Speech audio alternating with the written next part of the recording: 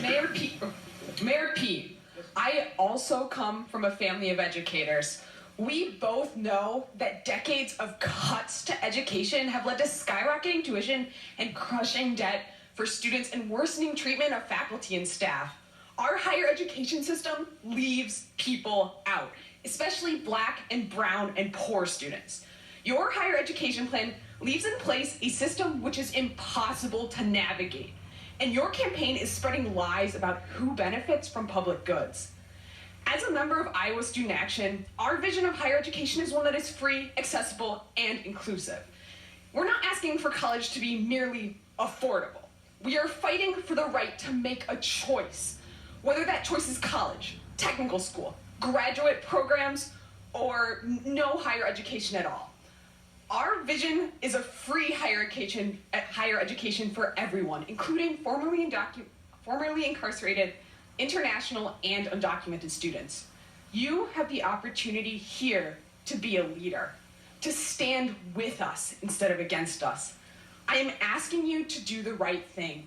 Again, will you support free college for all? I will support free college for most. First of all, it's nice to see you again, and thanks for speaking up.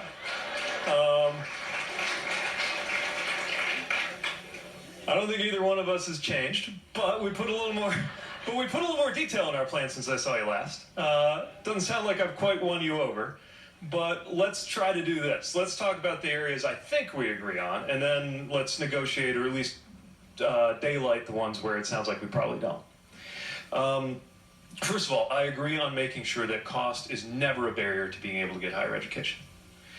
You mentioned the formerly incarcerated, and one thing I also want to make sure is clear is that the exclusion on Pell Grants for people while they're incarcerated is wrong. It makes it harder for folks to get ahead, and I would eliminate that. What we've set up, as you've probably seen, is that we would make public college tuition free for the first 80% by income. That gets you to about $100,000. You get past north of that 80%, between 80 and 90, kind of a sliding scale. If you're in that top 10% by income, don't get me wrong, I really wish you well. I just think that you can handle your own tuition costs and that you should. Now, in the event that on the back end, that leads to debt that's a barrier to doing well, we still have to have income-based debt repayment. We should still allow you to have your debt forgiven for public service as an incentive to do public service. You know, there's a program now for that. There's a program now for that, but it's almost impossible to take advantage. Last I saw, it's like 1% of people actually are able to take advantage of it. So we can make it more generous, more user-friendly. Another thing we can do is make sure that the IRS and the Department of Education actually talk to each other so that hard-to-navigate system you mentioned is automated. We're talking about all these things being automated in our economy, right? But not this. And you fill out a FAFSA and your time is being wasted by the federal government because the government has that information. It's just the systems aren't talking to each other. So I think the part where you and I imagine part ways is the idea that it should be free for everybody. And I respect where you're coming from, because there are a lot of goods like K through 12 education where I think it's imperative that it be free for everybody.